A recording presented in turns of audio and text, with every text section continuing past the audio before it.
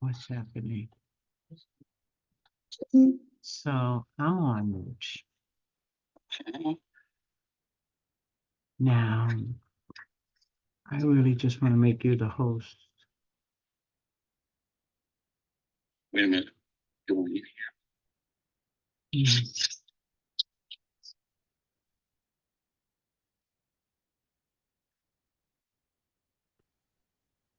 Progress. So we'll stop the recording. Good. Make me the host here. I'll make you the host.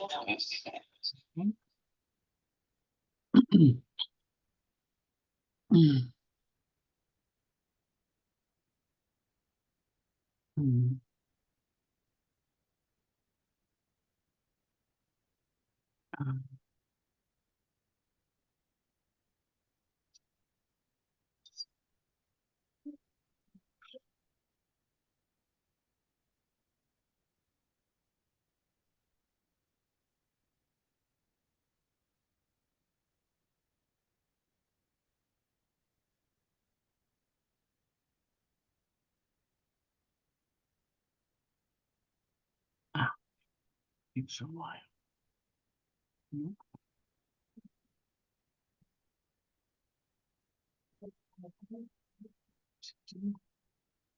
Okay, great.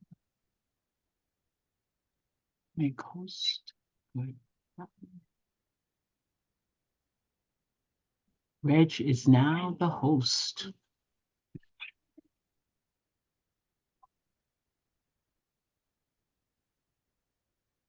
And now I'm going to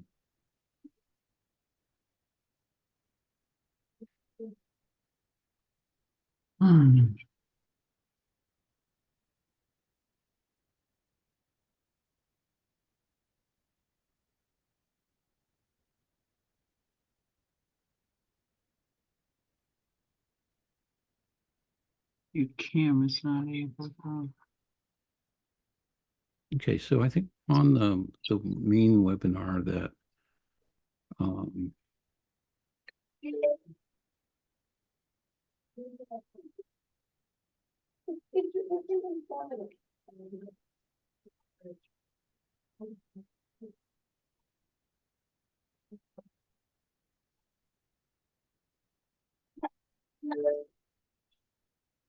okay.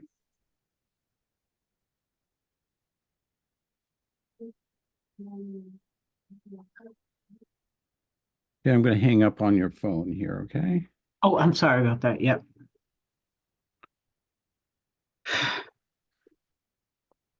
Oh, you don't have my, so I've enabled the video. Remind me to start the recording as soon as we get people. Oh, yeah. And then I've got my other meeting started on another screen here. Oh, good. So what's that login? I wasn't able to go home and get my computer.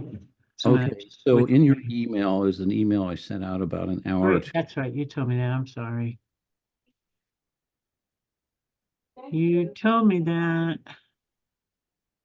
Boom.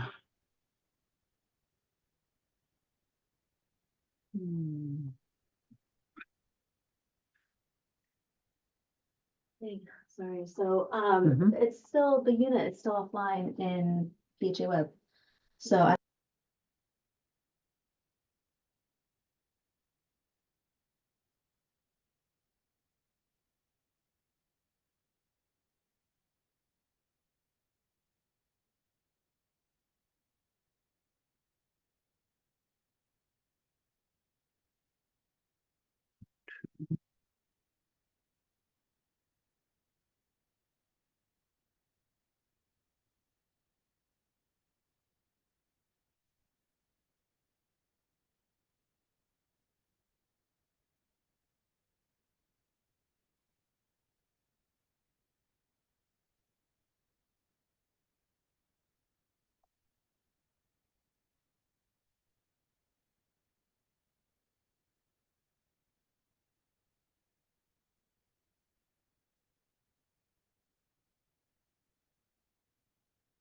Sorry about that, Reg. I'm back with you and you find it okay?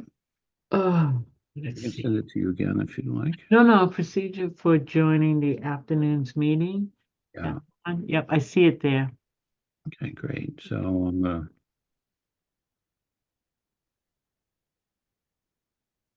I should be able to just join it.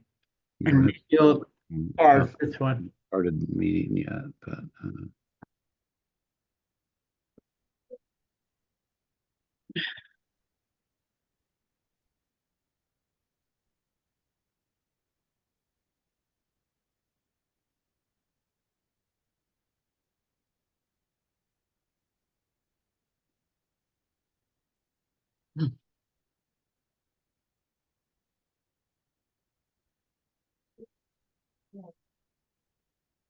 Can I give it a try just to make sure it works Sure. okay?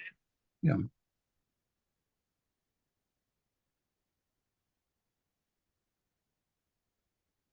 Good idea. Tells me to leave and join new meeting. Hello, Hello, Janice. good afternoon. Good afternoon. That was easy. Yeah, we got it started in advance. Okay, Cheryl, that test is good. So we're just going to put this on mute here. You stay there, okay? It takes me out of the old meeting All right, that's why I thought that, yeah, and I join. It gives me an option to Yeah. leave and join. okay.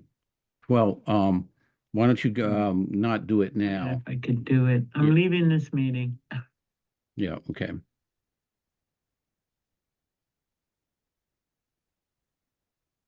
Okay, I'm going to put everybody on hold mute here.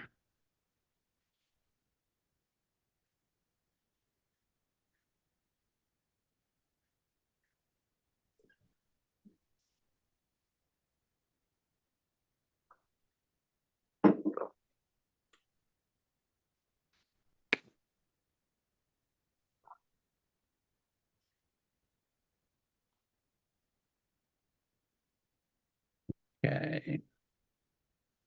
Here's Ed.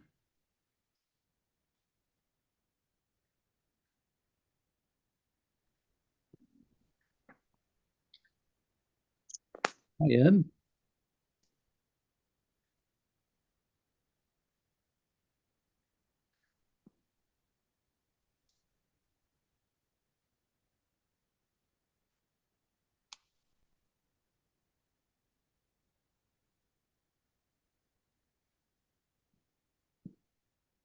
Ed, can we do a sound check?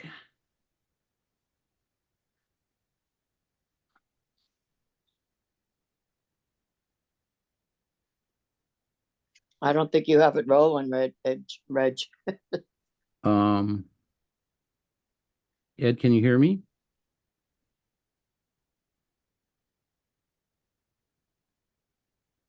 The camera is blinking, Which camera? like the little red dot that I can Oh, see. no, we're not recording yet. We shouldn't be recording. I want to pause. This is a special board meeting of the Needham Housing Authority Board of Commissioners. I'm going to start by calling the roll. Reg Foster, Chair, is here. Eleanor Evans, Vice Chair. Ed Scheidler is here. Penny Kirk here. Janet Bennett is here. And I just declare we have a quorum. I think everybody's got the agenda. It was posted on March 29th with the town clerk's office. And our first order of business is going to be to pause this meeting. We're not going to stop the meeting. We're just going to pause it. And then the board is going to go into executive session and dial in to another meeting. And then we'll come back to this meeting, hopefully with a little bit more straightforward basis. We haven't done this very often at all. We almost never go into executive session. So I'm asking the audience to be patient with us here. So to go into an executive session, one has to have do it pursuant to an exception under the Massachusetts open meeting laws. And in this case, it's exception number 6, to consider the purchase, exchange, lease or value of real property if the chair declares that an open meeting may have a detrimental effect on the negotiation position of the public body. And you also have to identify more specifically what's involved. And what's involved is that we've been negotiating with the Cambridge Housing Authority with respect to becoming our developer partner, and the steering committee wants to share confidential details of our negotiation position with the board, and will allow for question and answer there, but no decision is permitted in executive session. So we do plan to come out of executive session as soon as we can. I estimate it to be about 30 minutes or less. And if the attendees who want to continue we will be coming back into regular session. So the attendees who want to hear any further discussion on this matter and any further decisions would need to just sort of stay logged into this meeting here. So I'm going to make a motion that we adjourn into executive session for that purpose, and that also that we will be coming back out of into regular session in hopefully approximately half an hour or less. And that has to be done by a roll call vote. Reg Foster votes aye. Eleanor Evans votes. Oh, I'm sorry. Do we need to have a second? Oh, do we have a I second? second. Second? I Okay. second. And So Scheidler, Reg Foster votes aye. Eleanor Evans votes aye. and Scheidler votes aye. Penny Kirk votes aye. Janice Bennett, aye. Okay, great. I'm going to just keep this meeting running here, and if everybody could dial into the other meeting that you received an email about earlier. Where, how do we do this, Reg? I don't see a place to dial in. So what you do is you have your email there that I sent out earlier. Yes, Okay. You can leave this meeting or just suspend it and click on, click the link that is in the email I sent, around 3 this afternoon, or 2 or 3 this afternoon, and that will take you into the other meeting. where So do I I just do have that? Do I bring up a new tab, or what do I do here? Yeah, you open it in your browser or a new tab, yes. So Okay. I just have a question about leaving this meeting running. Like if Yes. we stay in this meeting, is not going to pick up our voices? I don't And believe therefore, so, shouldn't because we- everything will be on mute. Well, I mean, since I'm having trouble with my audio, I'm going to hang up and dial into the other meeting. Okay, well, you can hang up and dial, and then you dial back into this meeting Okay. here. You got it over there? Excuse me, anyway, Reg, just a quick question. Am I staying in this meeting? Yes, you can stay in this. Okay, thank you. Reg, how do you suspend it? Got the information. I don't know where to put So it. you either log out of this meeting, or you click end and then click on the button that Oh. you go ahead and start doing that, and I'm monitoring the other meeting. See that? Actually, maybe just open that up. What I was doing.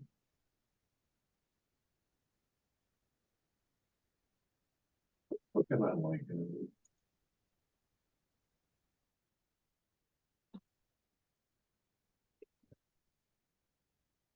You want to automatically add this and future invitations from them to your calendar, add to calendar.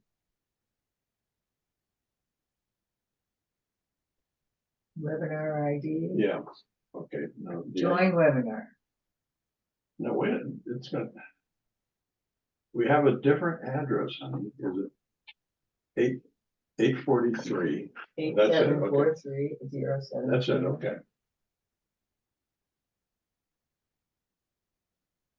Okay. Open, click open. Now launching meeting.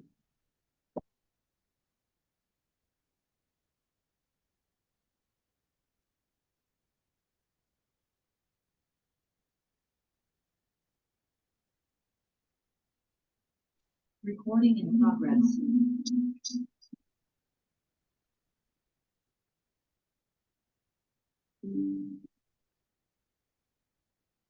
Now I'm going to start. Because remember, we didn't have the recording there, Cheryl, so we'll write down that. No, I'm sorry. Can you repeat that? Because it didn't quite sound right, the motion itself. I It make a sounded motion. like, it was a motion for a developer agreement. No, I I thought make we were a- gonna vote on the procurement.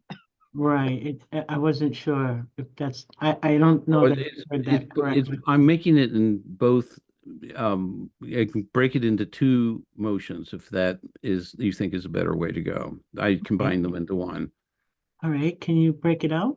Yeah, I'll break it into two. I make a motion that the Needham Housing Authority um, um, uh, suspend and discontinue negotiations with the Cambridge Housing Authority um, uh, with respect to their becoming our development or developer partner without any adverse connotation or without prejudice.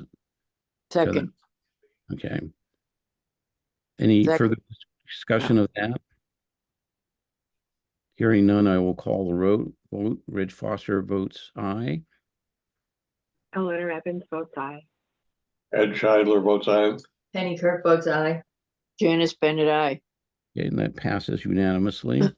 And then I'll make a second motion. So, I'm sorry, Mhm. Mr. Chair. So that motion to suspend, is that just for Linden Chambers, or is it for? Yes. I'm sorry, I didn't mention Yes, it the way. second time. Yeah, to be our developer partner for the Linden Chambers Okay. redevelopment. I'm sorry. Okay, No, good catch, all right. Madam Secretary. I'm sorry. Um, okay, I think that's what everybody understood when they voted. I'm sorry. I just wasn't clear. No. I'm not saying it that way. I just don't want to call the roll again. Mhm. Yeah, I But understand. I will if somebody says they didn't understand it. So, Sorry. and the second motion is that I make a motion to authorize the executive director and chair to and as efficiently as possible solicit proposals, two or more proposals for a consultant who can assist with and oversee, and a qualified consultant assist with and oversee the procurement process, the Chapter 30B compliant procurement process for soliciting proposal, writing an RFP and soliciting proposals for the Linden Street redevelopment projects developer partner. Second, Any further discussion? Hearing none, I will call the vote. Reg Foster votes aye. Eleanor Evans votes aye. Ed Scheidler votes aye. Penny Kirk votes aye. Janice Bennett votes aye. Aye, that passes unanimously. Reg, I have a question. Certainly. My camera is still blinking, or it's blinking again. Let me ask you to turn on the camera here. I thought you had turned it off on purpose here, so No. let me Oh, thank you for letting me know. Let's see. Ask to start video. So you should be able to click on that and hopefully it'll make things go. There you go. Yay! oh, why? You couldn't see me for the past half hour? No, sometimes you turn your camera on and I didn't. No, it probably went that way since we got back on and nobody said Yeah, anything. I think that's right. It's still blinking now. Yeah, well, we can still hear you and see you perfectly during that. Oh, Now okay. perfectly, we could hear you perfectly throughout.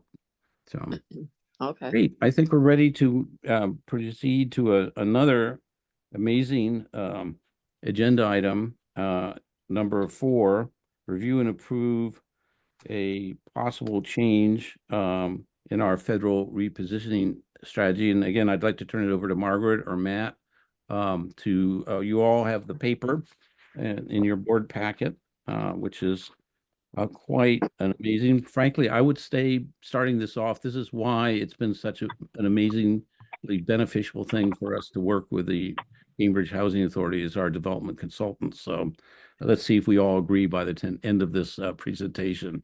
I'll just kick us off very quickly and then turn it over to Matt. So we became aware of kind of a change in HUD policy in the last month that we felt had a real impact on the recommendation that we had made previously to the Needham Housing Authority in terms of repositioning strategies. And that we felt that the changes in HUD policy really opened up the door for the Housing Authority to go in we thought a better direction and a quicker direction and an easier direction to achieve some of the goals and objectives of the agency by recommending the pivot from the Section 18 blend that we were doing for Seabeds and Captain Robert Cook to lean into the Section 22, which Matt will walk you and Chris will walk you through.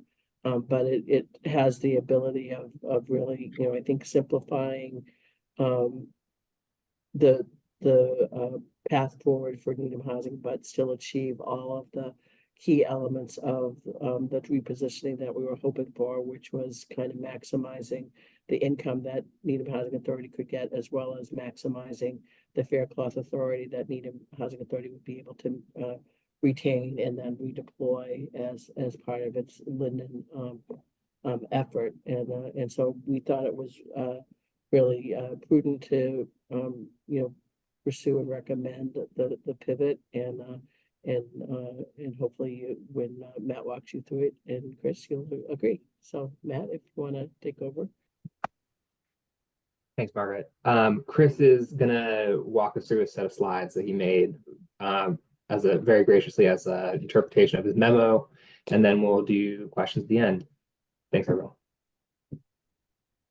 Cheryl and Reg, would you be able to let me share my screen? Yep. Yep.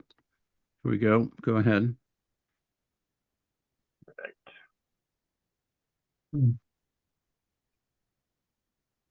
All right, can everyone see? Yes. Yes. Okay, great. Thank you all for having us this evening. My name is Chris Moyer. I'm part of the NHA consulting team. And just as a quick reminder, the repositioning of the property would convert the source of federal subsidy from the public housing program to the Section 8 voucher program, bringing in increased operating income to cover capital improvements and ongoing maintenance. And like Margaret stated, we previously were recommending the RAD Section 18 blend strategy, but with the recent change from HUD, we think that the Section 22 is more advantageous. So just to provide a little background and get us up to speed, in November of 22, CHA presented 4 different repositioning options. And from there, a couple months later, we narrowed down the final recommendation to RAD Section 18 blend. Then just a couple months ago, in December of last year, NHA did submit an initial application for the RAD Section 18 blend to HUD.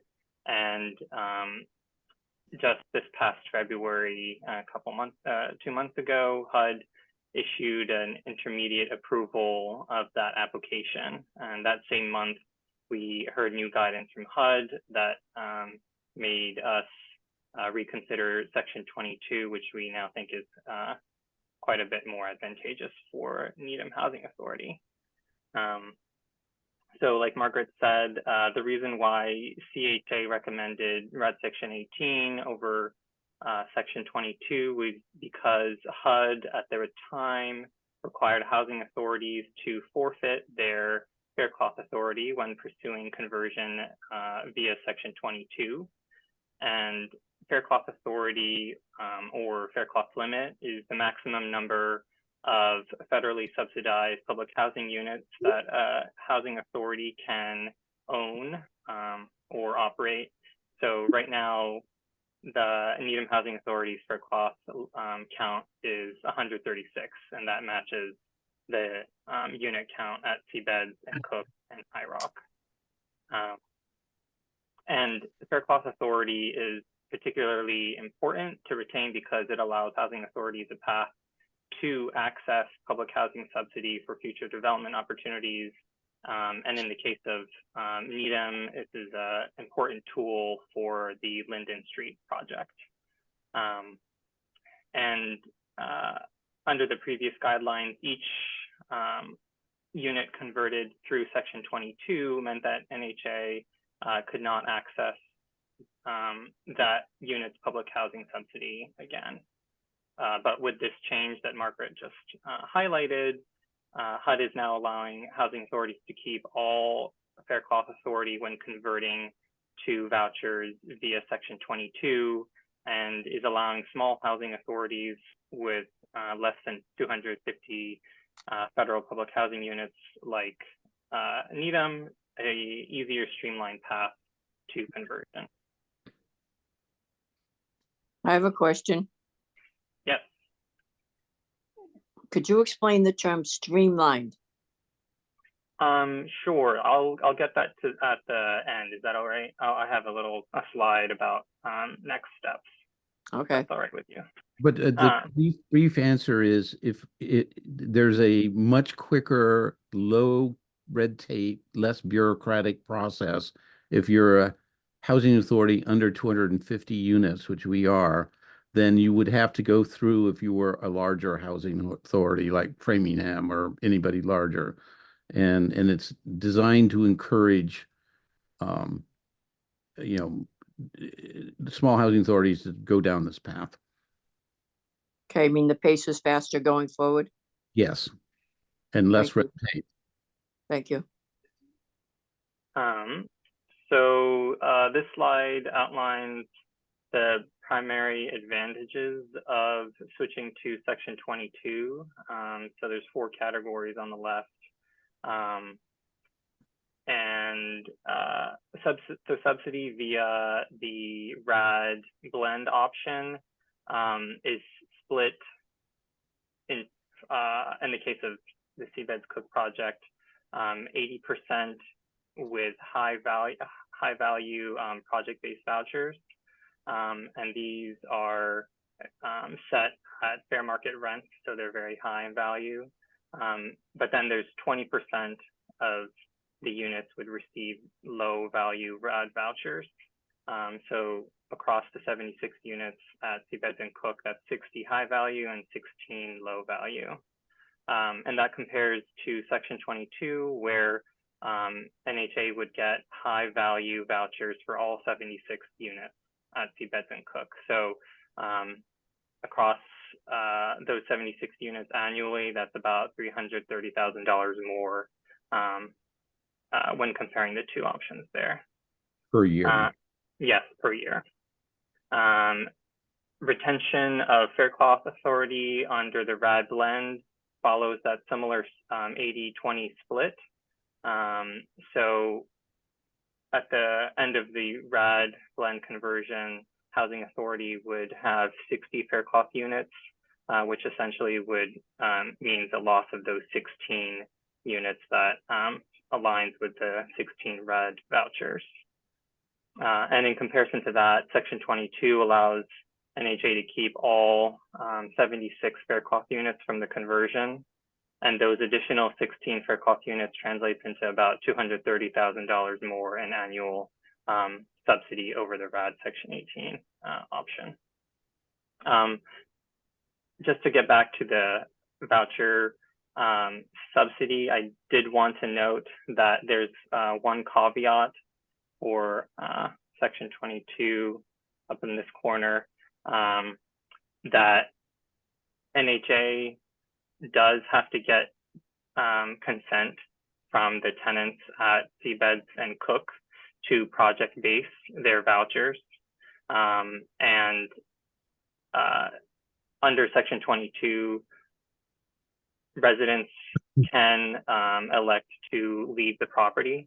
And so to the housing authority would be required to get their consent to a project base their voucher at the property so that it can feed into the property's income. And a way to sort of safeguard against too much of that subsidy leaving is that the housing authority can use its mobile vouchers as a backfill for some of those in the case of some of those residents choosing to leave the property.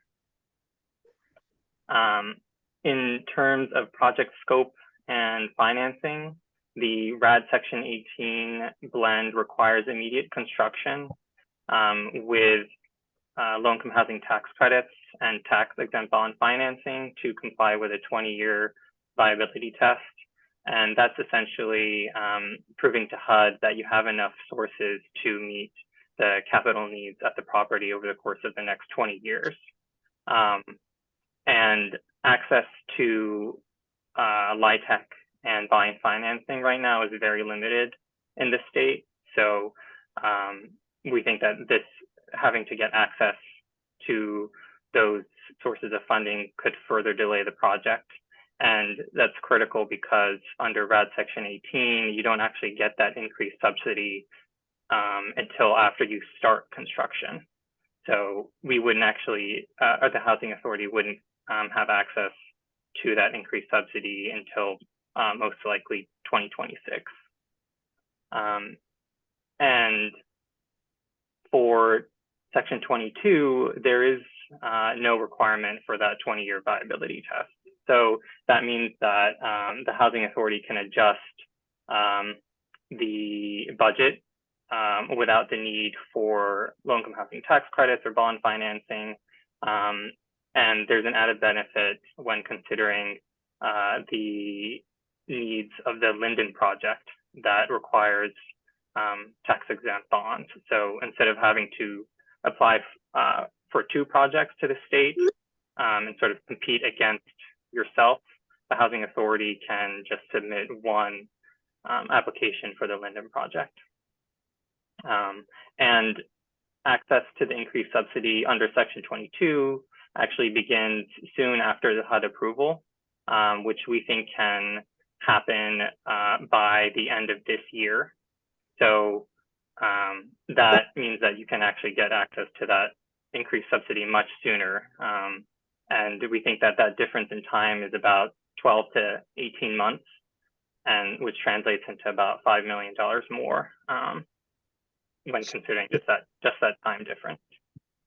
So just to really high level summarize what Chris has gone over here in this table, the Section 22 strategy offers a faster route to higher operating income that retains more of the fair cloth authority, but it finances a smaller upfront renovation at Seabeds and Cook and requires closeout of the public housing program. So it involves High Rock Estates as a new wrinkle. That's the sort of the big picture that this chart provides you the detail on. And Chris, why don't you take us forward, I think, to some numbers. Sure. So this table was included in the board memo, and it compares the increased subsidy for Seabeds and Cook under the RAD blend option and the Section 22 option. And then because High Rock Estates would also have to be included as part of the conversion for Section 22, there's a column for that. And then the last column adds together the total income increase across Seabeds, Cook, and High Rock under Section 22. I mean, essentially the biggest essential takeaways are that the numbers in this middle column are substantially bigger under Section 22 for Seabeds and Cook than under RAD Section 18 blend, not accounting for the fair cloth. There's about 330,000 $6,000 difference between these two numbers here, which compares the increase in income for under Section 22 versus the blend. And then when accounting for the additional fair cloth units under Section 22, that's an additional $230,000 compared to the RAD blend option. And one thing that I think Chris is going to speak to you a little bit on his next step slide, but I just want to pause and highlight on here, is relative to the Seabeds and Cook higher operating income after the conversion. Something to bear in mind is that because you're financing a smaller upfront renovation project, a larger portion of that operating income is going to need to be bookmarked on a year-by-year basis for capital projects. And that's part of the work that we're doing with BH+A, is looking at how the scope that they've outlined in their supplemental existing conditions report charts onto that additional income as sort of a, how are you renovating this project over a span of years versus how are you doing it as a single project? Chris? Sure. So what Matt was speaking to is on the right-hand side of the screen here. So the Section 22 strategy generates about $25.5 million for the modernization project. And that includes a set aside to cross-subsidize the Linden Street project. And of that 25.5, the construction budget is about 13.5, which is less than what would be possible under the RAD Section 18 blend. And based on the supplemental existing conditions report, it's a report that the architects put together to quantify the costs of needs at the property. The critical needs in that report are at 17 million. So to address the Seabeds and Cook's overall critical long-term and moderate needs, we're continuing to do some analysis of how the cash flow and reserves can be used to get all the work done there that needs to be addressed. And then on the left-hand side of the screen, this is just a couple details about the closeout of the public housing program. And we recommend that the Housing Authority spend down its public housing capital funding as well as its operating reserves. And we sort of have been strategizing with Cheryl about how she wants to use those funds at High Rock and at Seabeds and Cook to make sure that none of that money is lost.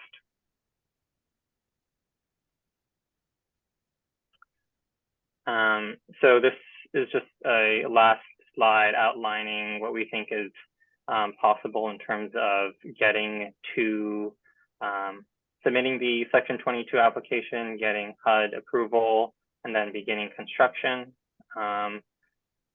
So we are in early April recommending this pivot, and assuming that the board approves, we would continue to work with the architects to define the exact scope of the modernization project, and we would prepare application materials so that by the fall or winter, we would be able to submit a application to HUD.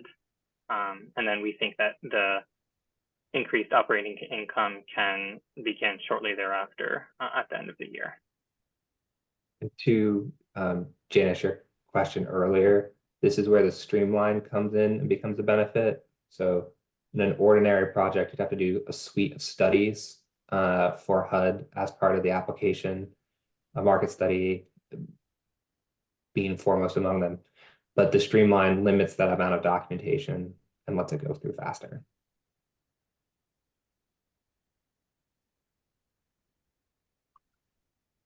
So I'll stop sharing and I can take any more. Great.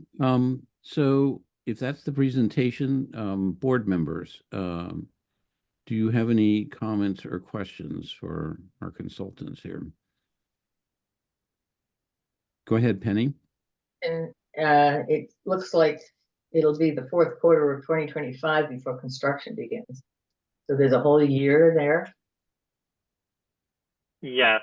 So as part of the board package, I think there was a PDF that outlines what we think are the sources and uses for the project.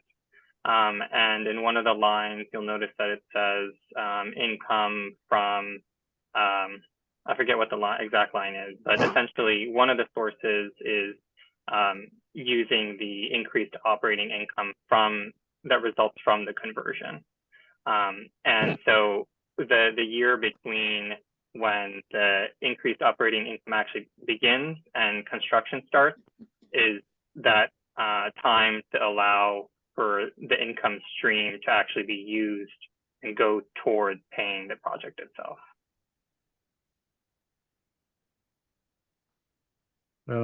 Other questions or comments? But I guess I just to say is that even this start of the construction at the end of 2025 is sooner than what we think would be possible under the RAD Section 18 option.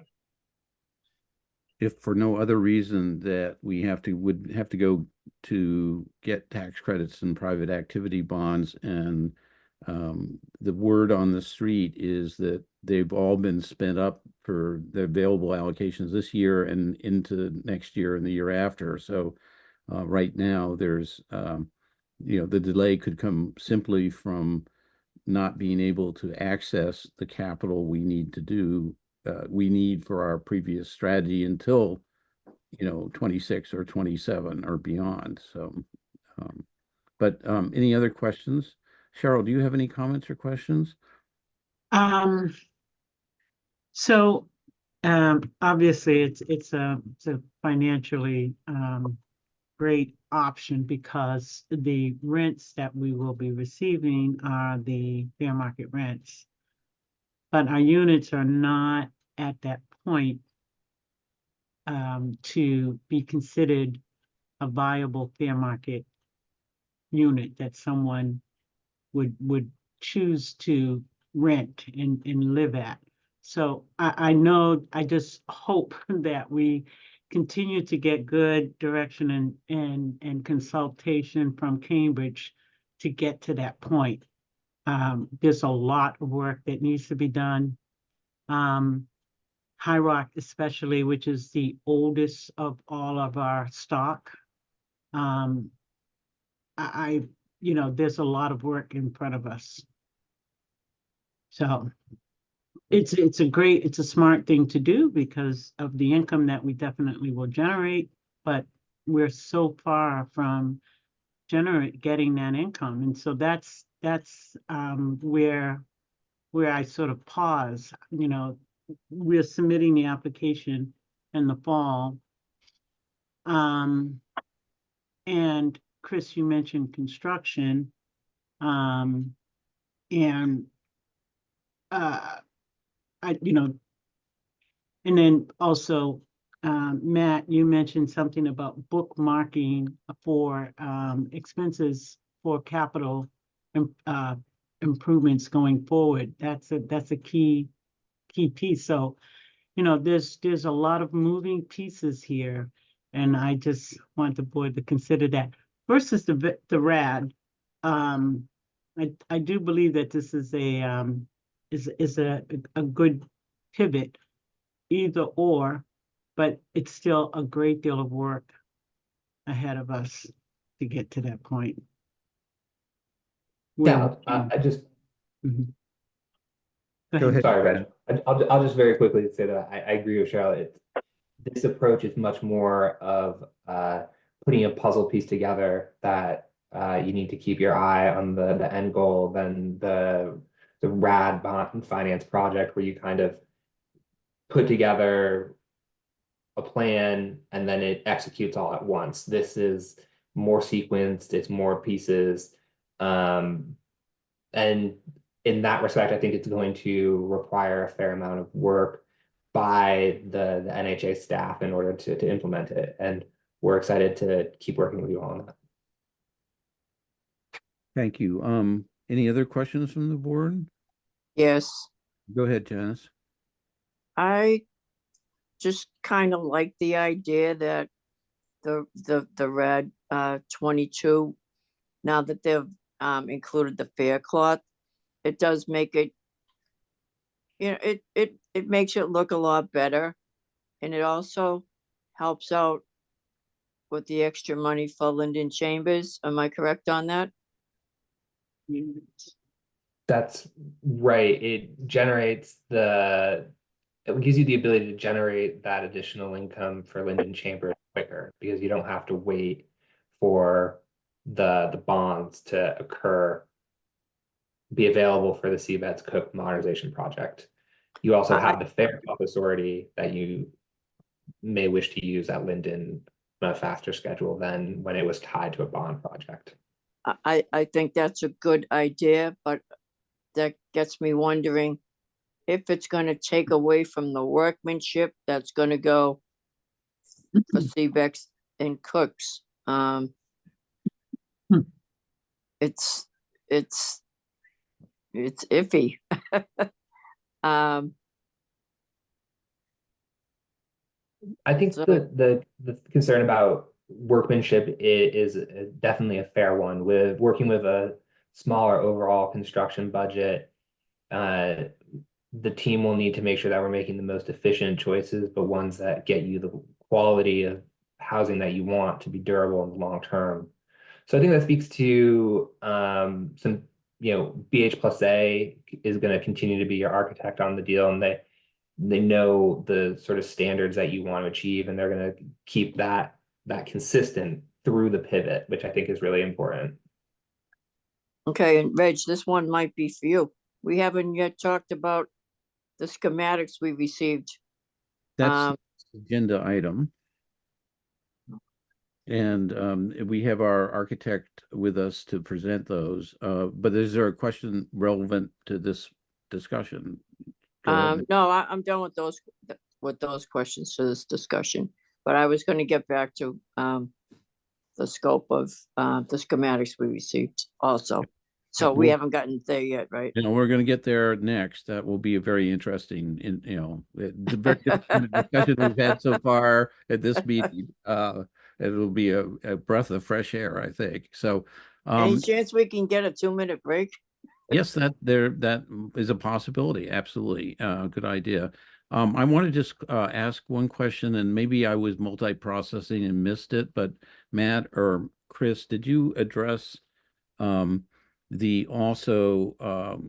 certainly made the point about not needing to go to the one-stop funding round this fall for private activity bonds and tax credits as a huge advantage that we're not competing with ourselves. Did you also mention that we don't have to go forward to solicit a developer partner? Well, that's a great point, Reg. So with the scale of this project going down and not involving an equity investor or a large construction loan, we now think it's achievable that NHA with potentially some consulting assistance could manage this project through its entire life cycle. There'll be a point in time when you do have to bring in some private funders. So you saw a permanent construction loan is part of the funding stack for this. And it might be that funder has special requirements for NHA based on your experience, things like a guarantee or having to put money in a reserve account. But our thinking is that that's manageable for you. And I do just want to mention before we turn to the master plan, we get into that presentation, just for clarity. So the master plan presentation we're going to have in the last part of this meeting is separate from the scope of work that BH plus A is doing right now on renovations in the short term. So they're going to present us the sort of long-term vision for Seabeds and Cook. But they're working on a separate scope of work for us, which is the renovations that would happen in that 24 to 25 timeline that Chris was talking about. Thank you, Matt. Well, if there's no further discussion, we have at the last page, a couple pages of our recommendation and analysis memorandum, a recommended motion that I'm going to read verbatim, because one of the things we have to do is, you know, if we do this, then this has to be documented and submitted to HUD, both to withdraw our current applications and then also resubmit the new Section 22 strategy application. So I'm going to make a motion that the Board of Commissioners of the Needham Housing Authority pivot its repositioning strategy for the federally assisted public housing units of Seabeds Way and Captain Robert Cook Drive from HUD's rental assistance demonstration / Section 18 blend program to HUD's Section 22 voluntary streamlined conversion program pursuant to the memorandum from the Cambridge Housing Authority to the Needham Housing Authority dated March 29th, 2024. Conversion via Section 22 program also necessitates the conversion of High Rock Estates. So we'll be going forward with all three properties. Do I Second, have a second? Second from Janice. Any final discussion? Hearing none, I will call the roll. Reg Foster votes aye. Eleanor Evans votes aye. Ed, you're on mute.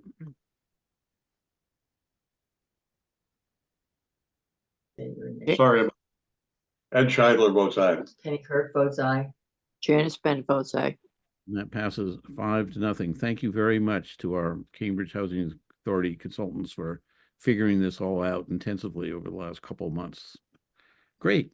I'm going to promote Maria Illich to the panelist as a panelist. That'll take place in a couple minutes here, or a minute. And I'll just sort of introduce this second to last agenda item we have. Cheryl, as you might have noticed, has a last agenda item here regarding some architecting we need to get going on with High Rock roof replacements. Maria. Excuse me, Reg, I have another meeting at 6, so I'm gonna have to jump off in just like 2 minutes. Okay, super. You guys But can go ahead and we're recording, and you can catch up with that later here. We'll still have a quorum. So thank you very much. Yeah. Okay. So Maria is the lead architect for BH&A, the team that's working on Seabeds and Cook. Is Ben going to be joining us or not? I didn't think so. Okay, I'll keep an eye out for him here. And Ben Wilson is our principal in charge of the project, I believe is almost the correct title. And they've been both working hand in glove and very hard on this. Ben happens to be on vacation in New Mexico, I believe. So it was a bit of an iffy question whether he could join us in the first place. I'm just going to kind of outline the lay of the land here and then turn it over to Maria to screen share and do a presentation. So when we put out our RFP to hire the BH&A team that's working on Seabeds and Cook, one of the scopes of work item was we called it, I think, a mini master plan or a master plan updating process. And that was asked for 2 reasons. One is that we had a conceptual back of the envelope future redevelopment master plan that was in the 2019 facility management. And sorry, we got mute people here, and the and it was very, very pre-conceptual, I would say, just to see what the overall future development potential of the nearly 11 acres here. That became a consideration with our previous RAD Section 18 blend strategy, and also to lesser extent for the current one we just adopted, the Section 22, in that if we wanted to do any future development on that 11 acres, we had to kind of define the footprint and the metes and bounds of what that development might be, so it could be carved out of the scope of going forward with the main act, the main modernization and preservation project. So that team, our team has been working on that steadily since the beginning in October when they joined us, and have reached a final report, which Maria is going to present. And then once we take board comments and questions and so forth, then one of the things we want to ask the board is about next steps. For example, should we be sharing this with our residents at Seabeds and Cook? So Maria, over to you, and I think you can screen share if you'd like. Sure, I will. Thank you, Reg. Good evening, everyone. My name is Maria Ilic. I'm an architect with BH+A, and we have a privilege to work on Seabeds and Cook. This team has been working on Seabeds and Cook modernization plus the master plan. I know we are running late. I'll try to be quick and take you through the number of slides. Can everyone see my screen? Yes. And may I also ask, everybody did get their full-size printout. Did you? Yep, great. And so it might be easier to see things on this, sort of leafing along with Maria as she goes along, as opposed to the miniature screen that we have here in front of us. Sure. Thank you. I'll just say that as I'm looking at my screen, I don't see your faces anymore. So feel free to interrupt me as I'm going through the slides. And in the end, we'll definitely have time for questions and answers. Just starting with the set, this is showing you the full potential. We'll get to designing it, table of contents, hopefully making it easy to find what you're looking for as you go through the set. And this is a little bit of introduction of the site that I'm sure you're all familiar with. Seabeds Cook seems slightly isolated from the rest of Needham. It's in the north corner, but it is very close to actually 3 cities, towns, Wellesley, Needham, and Newton.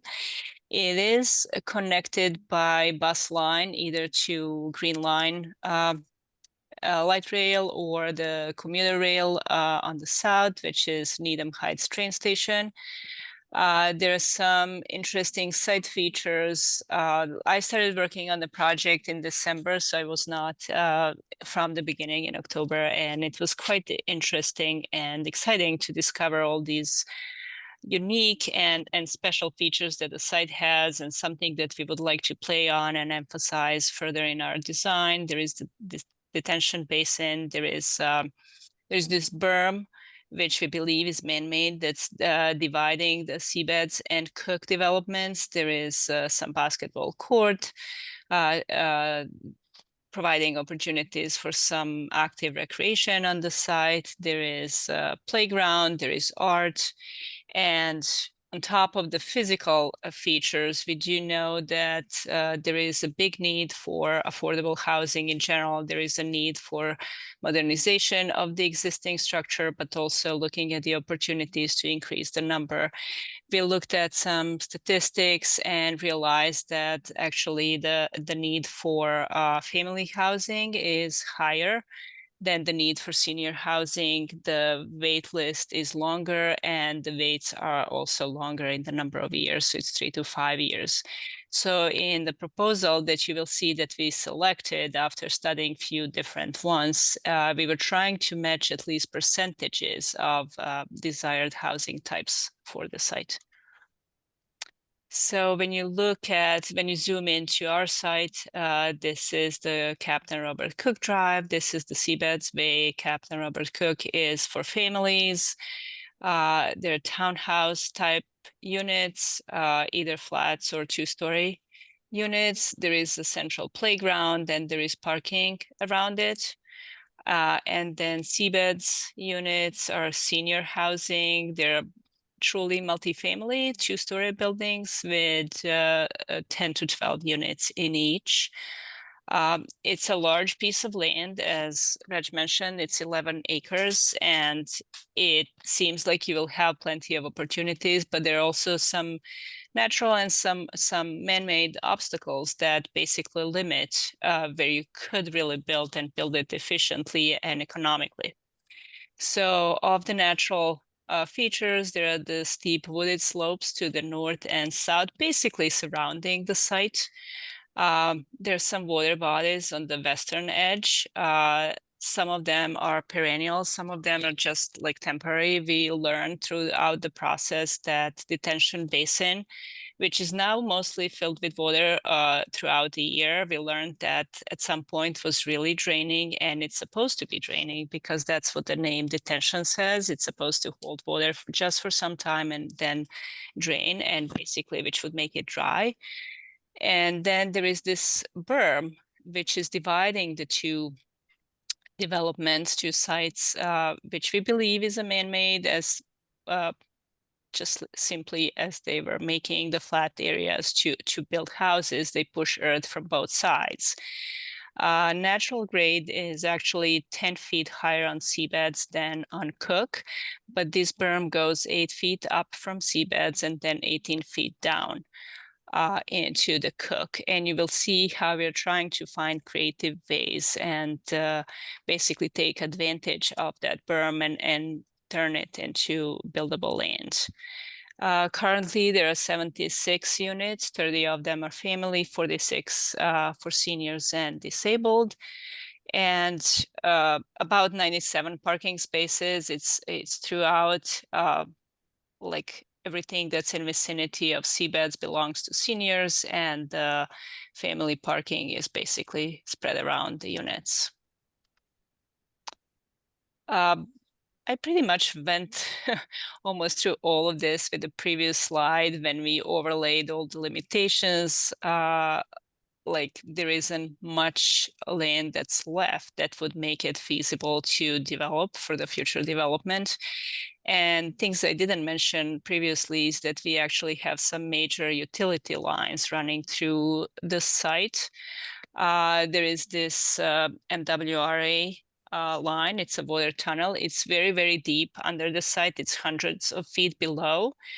So you'll never be able to see it or experience it, but they do have a 40-foot easement associated with it.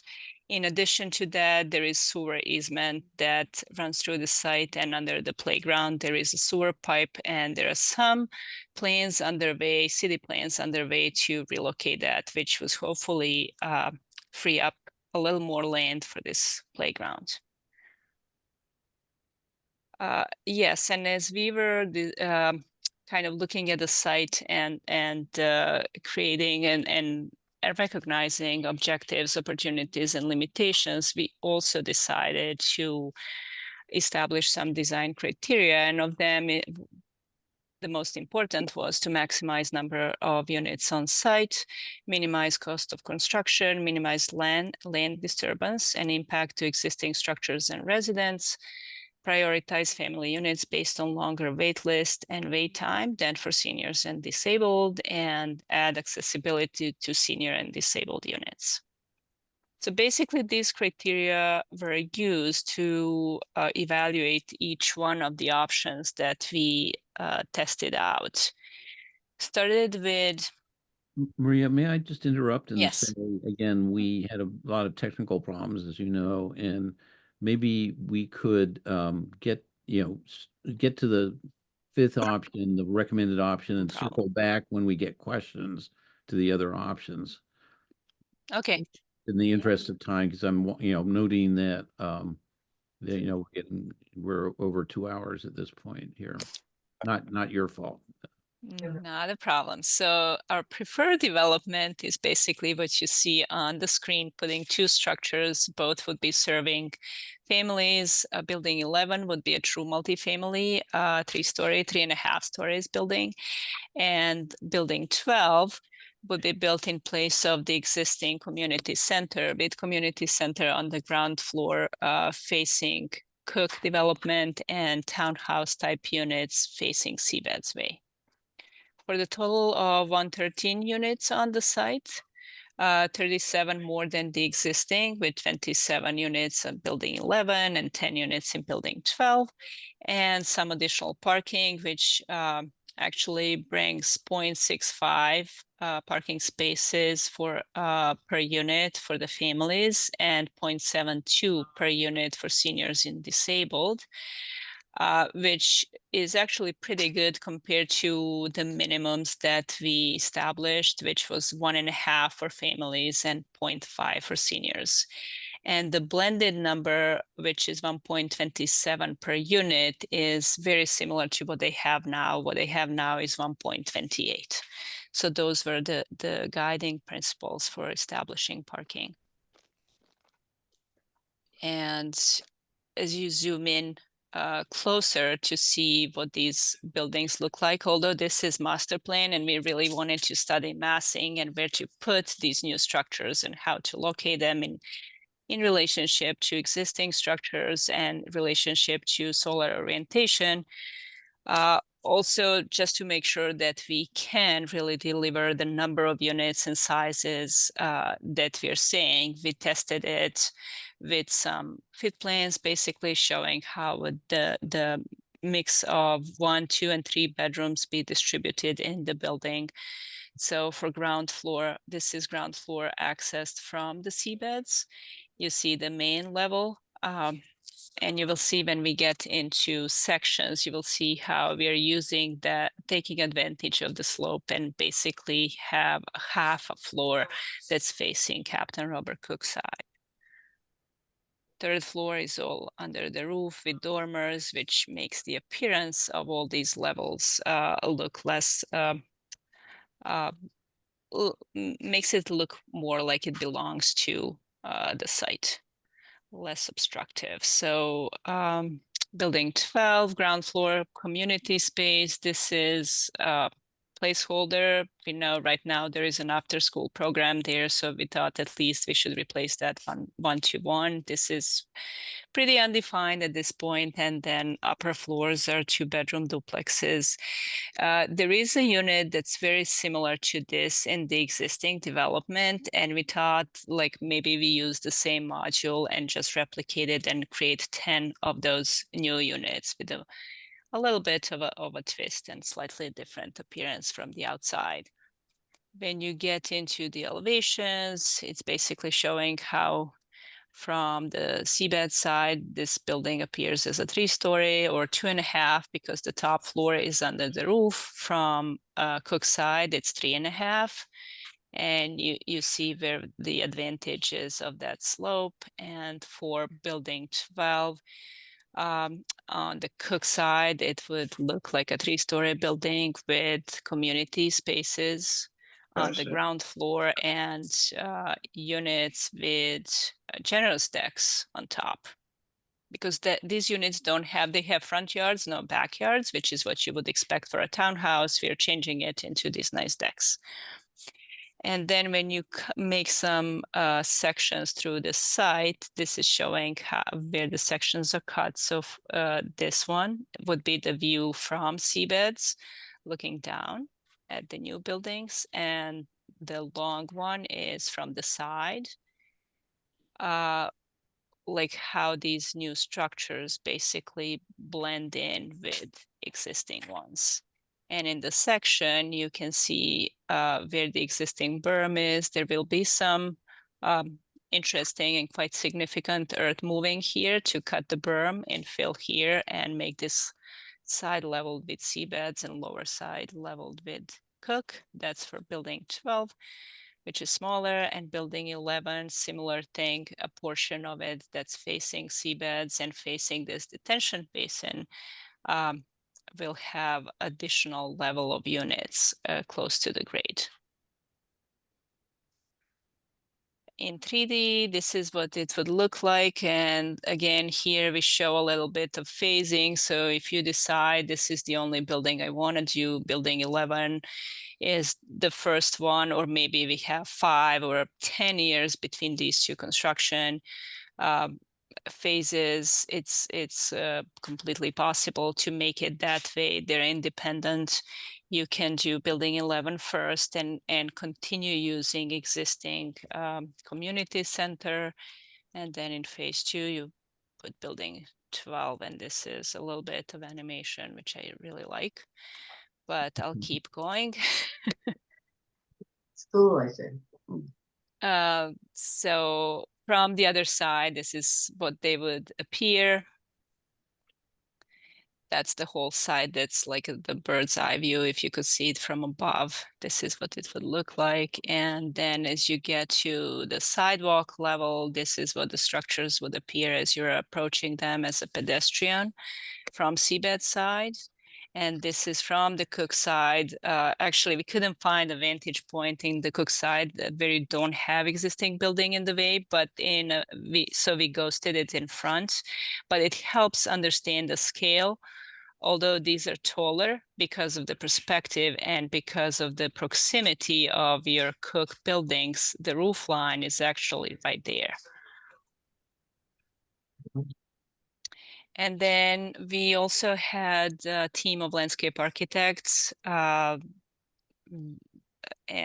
hired them to help us reimagine the site, look at the existing features, and for that the focal points decided that there are these 4 pockets that we can put our focus on. The first one is the playground. It's existing playground, and hopefully we'll be able to do this as part of modernization. They're also showing some of the new trees that could, and hopefully will happen as part of modernization, moving that half basketball court away from this area, which is more central, and the noise may be a little more bothersome to surrounding buildings, trying to see what's the full potential of this detention basin, creating some nice walks around it, and then mitigating that difference in height, but making sure that there is space in between that people can enjoy and use. So there is this serpentine path. And honestly, I see it as a perfect place for seniors if they want to engage, or either just like watching people and the activity that's happening around, or kids from this after school program having a little snack on the bench. Here is where we go in detail describing that. These are some precedent images that landscape architects provided. This is how nice the space could look like. Although they're not huge landscaping surfaces, they could be done very creatively and beautifully. And then we get into, this is basically where the most of design and pretty picture stops. So if you want me to pause here to ask questions, and the rest of it is more technical. I think that's a good idea, Maria. I'm sure the board has dug into these last pages, which just basically look at the zoning implications and civil engineering. Maybe take us off a screen share for a moment here. Sure. And we'll go to questions and answers and comments. But I just wanted to say again, as I did at the beginning, this is for future development. What does future mean? We're not talking about 2 or 3 years from now. I would be surprised if we were able to get to anything like this before 2030, just to put it in perspective. Why is that? Because we've got 2 huge projects on our plates right now for the next 2 or 3 years with the Linden redevelopment and the Seabeds Cook preservation and modernization. And then after that, as somebody commented, Janice, I think, pointed out, we have our oldest buildings, or maybe it was Cheryl, the High Rock Estate, 60 buildings on 25 acres that are just on their last legs, not to mention the Chambers Street part of the Linden Chambers redevelopment. And it's hard to imagine that we wouldn't be focusing on all that first after we get through our first 2 projects. And so we're talking about something that's not going to happen tomorrow or next year, or even 3 or 4 years from now. But the usefulness of this plan is to have some better idea of where we might go, so we don't do anything in the next 2 or 3 years that somehow forecloses some possibility of redevelopment. And also, I would say, with respect to all those other options, 1 through 4, they're all viable options. But one of the big things we don't know about 2030 is, what is the demand going to be? Are we still going to have a huge demand for family housing, or is it going to be senior, elderly, disabled housing, or some mix? can't even begin to guess what it looks like then. But with this master plan, we have a sort of, you know, a set of options that can be mixed and matched and guide us over the immediate future of 2 or 3 years of what we're doing today. So who has some questions or thoughts or comments? Aye. Janice, you get to go first. For one thing, for one thing, I wouldn't touch the High Rock Estates without a bulldozer. Well, um, sure. because they're A just big not one. viable. I Yeah, mean, no, they're they not gotta gonna- go. I They mean, won't. they should go before Linden if I had my choice, only because they're family. Yep. And there's children there, and there's elderly there, and there's veterans there as well, so. Yep. And as far as the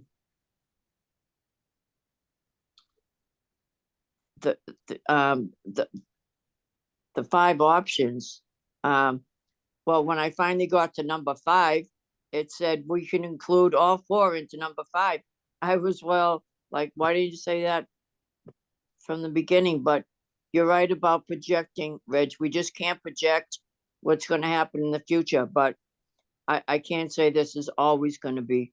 I mean, housing is the number 1 issue right now. Look at the governor's proposing, you know, for the commuter rail lines, which had started in Newton, I want to say 5 years ago, with them doing their housing built around the MBTA communities. And I believe we're going to get there as well. So the sooner we start, the better off we're going to be.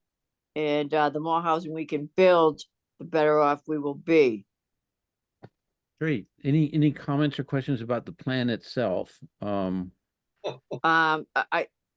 know, it all comes down to the projection, but I think we should do the best that we can do to try and help what we have right here now. And going forward, we should build as many as we can. Great, thanks so much. Ed or Penny, any comments? Fun. I thought it was very imaginative to use that groundwater place that, but I think it's in a family area and it would take quite a bit of maintenance, I think, and B, or maybe A, with lots of little children, it's just, there's a real possibility of danger there. I would hate to think that I would hate to not do it because it would be so pretty. But I do think we have to keep in mind who would be in that area. I love the idea of the serpentine paths and the improved playground, of course, and keeping the community room and the after school center is important to me. So a lot of imagination used in these plans and mix and match. There are lots of things. Maybe one concept being that some of the families are up at seabeds and improved units there. So there's a little more integration between the elders and the families. So. Well, that's a great point. You got to be, when it gets real 5 years from now or more, the consideration has to be done. You don't want toddlers wandering into the detention pond by mistake and having an accident or anything like that. That's a good point. Cheryl, I'm gonna just reach out to you and I see. have one more thing to add. I'm sorry, Go Rich. ahead. Go ahead, Janice, and then you, Cheryl. One of the people have mentioned the isolation, how we're put down here and on the outskirts and we're isolated, and we are isolated from the town. And I have a problem bringing more people in and isolating more people without bringing in more to do, or if they could cut half of that hill down on St. Mary so the elderly people could get up there. I mean, it's getting a little bit ridiculous with the isolation factor down in this area. Unless they can, I mean, what? They're going to put in a half-ball basketball court? in a potentially dangerous walk around a retention pond, it's not good enough for me. Well, those are great points, and I wish we had more land somewhere else in Needham, but we don't. You know, maybe we'll get some. Maybe somebody will give us a bequest. I Cheryl, noticed they did cut that hill a little bit down when they repaved it about 12 years ago. They kind of cut it down a little bit, but they should do more because we have so many elderly people. Cheryl, Anyways, any thoughts or comments? You've been an integral part of this entire process. You know, I'd say we'd had 24 meetings on it since last fall, design meetings with the team. Yeah. Coming up with I, this. I really do think it's a genius idea, Reg, to have the master plan and that has been developed. And BH plus A has just done a phenomenal job with the design. So, I wish it could happen today, right away. But it is genius to do this, and we'll have it going forward. Super. So Matt or Margaret, from your perspective, having done, 100 projects like this all over the map, whatever it is, maybe not quite that many. I mean, do you have any thoughts or comments you want to add here? I'll defer to Margaret if she has anything big, but I just think the big thing on my mind is that it's great to have this plan and concept with you right now, because as Mark could testify, in affordable housing development, sometimes opportunities, new funding mechanisms come up really quickly. And if you have something on the shelf that you can pull down and say, this is what we already have on tap for this site, it lets you react to these opportunities that can often be really time limited. So, Reg, I hear you that this is probably a 2030 project, but you never know. The state might issue something from a major bond bill that is a good fit for it. And it's nice to have something that you have Right. conceptual agreement about. Margaret? I would say Matt covered it, and I mean, I think the challenge for the housing authority is gonna be, how to get them to be affordable units. And find the operating subsidy to have them be, types of units that are based on, resident income rather than just flat, higher rents that the tax credit program has. Because you have a finite amount of, fair cloth and you have a finite amount of project-based vouchers, and where new operating subsidy will come from, I think, is something that as you ponder opportunity both at Seabeds and Captain Robert Cook, but elsewhere in your portfolio, be mindful of, trying to figure out how to create the deep affordability that I think, is what's on your folks need on your waiting list, and where I think the market is really not preparing or not providing enough resources on. Great. Well, I'll just, if everybody's had their say, I'll just make. I wanted to say one thing to Margaret, Reg. Go ahead. Hey, Margaret. I actually saw the process of a unit being lifted off the concrete, and they did it with straps underneath a unit and lifted it right off the concrete. I didn't believe you at first, and I apologize. No worries. So, It's hard to imagine that happening. They actually did that, I swear. I see Eleanor is back, but missed the presentation. So unless you have something to say, Eleanor, maybe you listen to it. I won't call upon you. I'm just going to make a sort of final comment and get us wrapped up and off to our dinners. And Janice, I'm just going to push right back on something you said before about the isolation, because I Yeah. would like to invite every single person meaning Maria, meaning Matt, meaning Chris, I think he's still with us here. I've been to several first visits of the architects team and the CHA team when they first visited our Seabeds Cook campus. And I think it's fair to say, Maria, you can characterize that for yourself or for Ben Wilson. They were just flabbergasted at the beauty of the site and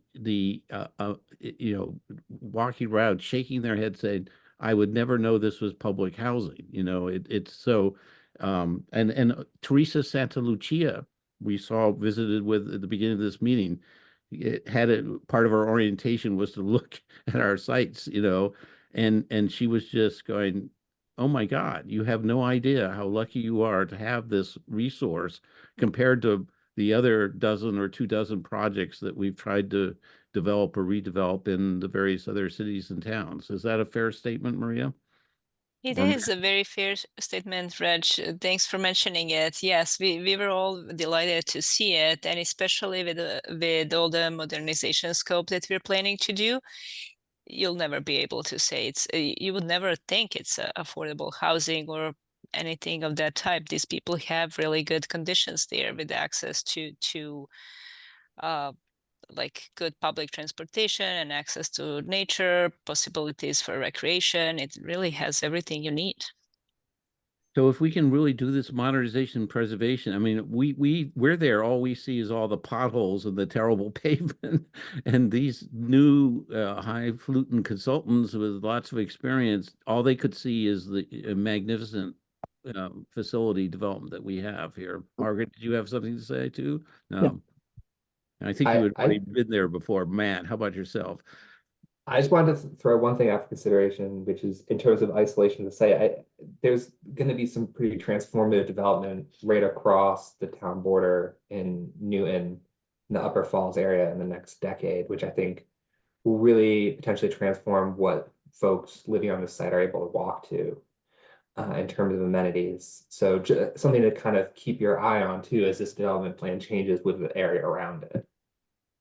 Good point. I love the isolation. It's not me. It's the kids that don't like it. Yeah, I like well, the fact that nobody knows where you are. You stand out in the playground, you look around, it's just all beautiful vegetation, beautiful trees. I mean, you don't get that in public housing anywhere. We're Very golden. true.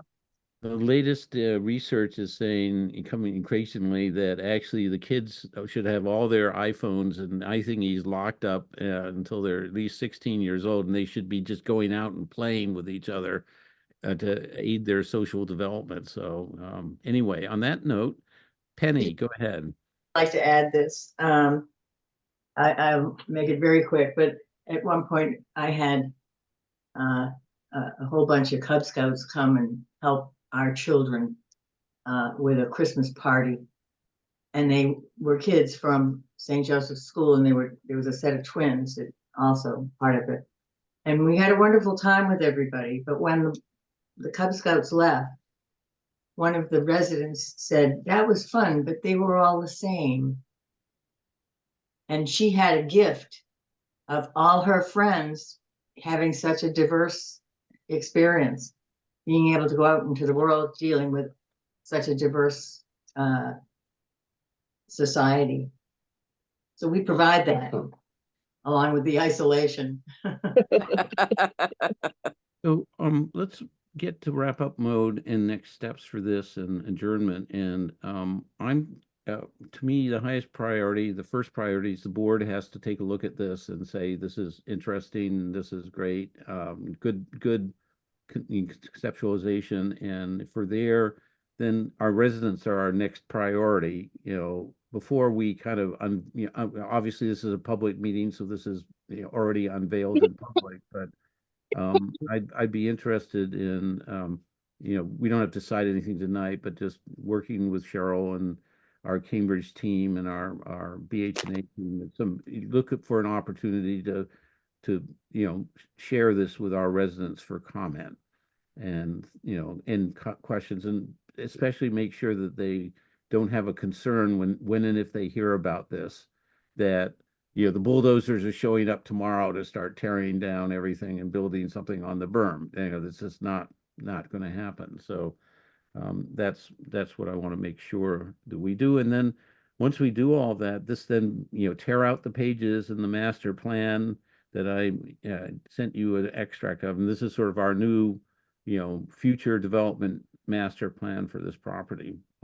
Once we take these additional steps. So that's my final thoughts. Are we ready to entertain a motion to adjourn after a very, Reg, if I could just step in and just say I would hold off anything like that yeah, until after your May vote. yeah, well, we'll talk about, whatever you folks recommend. That's what I'm trying to say. All right. Mr. Chair, we have to vote the architect's contract. Oh, I'm sorry. I'm sorry. Yeah, the roofing. We can let our guests, if they wish to, get to their dinner more before we do. So we are on the very last agenda item, High Rock Estates roof replacement proposal, which was in your board packet. And Cheryl, you have the floor here. The architect is Andrew Ferentinos, as you see in your packet. His proposal is for 41,350 for a roof replacement at High Rock Estates.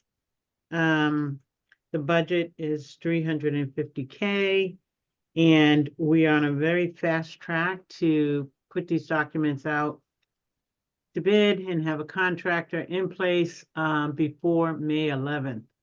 Ferentinos did the work. He was the architect in place for the Captain Robert Cook Drive roof replacements, and that really is a beautiful project. But these roofs at High Rock Estates have moss grown on top of them. I dare say they have full lawns on top of their roofs.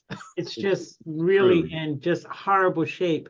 We did a lot of work in the area of cutting down trees, which can actually bring some relief to the situation.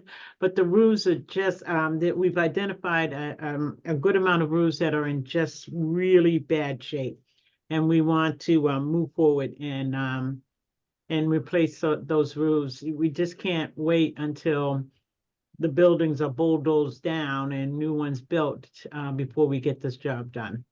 Cheryl, just on that point, we're not voting on the 350,000. We're voting just on the $41,350 for this contract. That's correct. The 350,000 is the capital fund money that needs to be obligated by May 11th. And we don't know how many roofs that. We do know. We do. How many? We do know. 30. I'm sorry, Reg. I thought it was 30. There are 1, 2, it's gonna be a job that will be scoped as alternate. So we have 1, 2, 3, 4, 5, 6, 7, 8, 9, 10 priority roofs. And the others the bid will come in for as an alternate for the next level priority roofs. So altogether, there are about 30, but not all 30 are going to get replaced. Just the real priority ones. The real priority ones have very thick moss grown on the roofs. Oh, it's terrible. It really Get looks the so bad. lawnmower up there. To Janice's point on page 3 of 11, there are 26 building addresses listed there as, I think, target of analysis for this architect. So, but like Cheryl, you're saying that doesn't mean we're doing all 26. We're just trying to No, evaluate where we have a stand. budget. We're not gonna go over the budget. The budget actually is about 294. We just added a little bit for contingency, but we don't want to go over that as much as possible. We just really want to give some relief to the area with this capital money that we have to obligate by May 11th. Okay. Do we have any questions from the board? No, but I have a comment. A comment too? I just wish we could have started this project like 10 years ago. Otherwise, we wouldn't have had to waste money with, roofs and other things that were just Band-Aids, if you will. Yeah. We would have been so much better off. Yeah. But here we are. They're really bad. Greg pressed me to drive around the neighborhood. And then the first time I did that with him, he showed me the area and gave me a good eye, a good look at the property, and then we did it again. So at that point, we were just, okay, this is a great need. We're gonna have to address it. Yeah, and it's, Comments or questions? Hearing none, I will take a motion to approve our executive director to enter into a contract for $41,350 to design a solution to this very large problem we have with the roofs. Do I hear a motion from Penny? I saw. Do I have I a move. second? Second from Janice. Any further discussion? Hearing none, I will call the roll. Reg Foster votes aye. Eleanor Evans votes aye. Janice Bennett votes aye. You're on mute. I'm sorry, I was muted. And Kirk votes aye. And I think that's unanimous, 5-0. And thank you very much to Cheryl for Thank you. bird dogging this on top of everything else that's going on. It's quite a fire hose we're all drinking from here. So Big bad. okay, I think we're at the end of our agenda. Our next meeting is Thursday, the 18th of May. No, Thursday, April. 24, and again, we get to say goodbye to Eleanor one more time. We'll try to schedule another special meeting. And, great. There you go, Eleanor. Eleanor, would Thank you, you so much, Eleanor. Eleanor, You're welcome. Thanks. yes, yeah, and Eleanor, would you make the motion to adjourn Oh, for the yes, so your last I would time move- here? Yeah, I move we adjourn this special meeting of the board. And Second.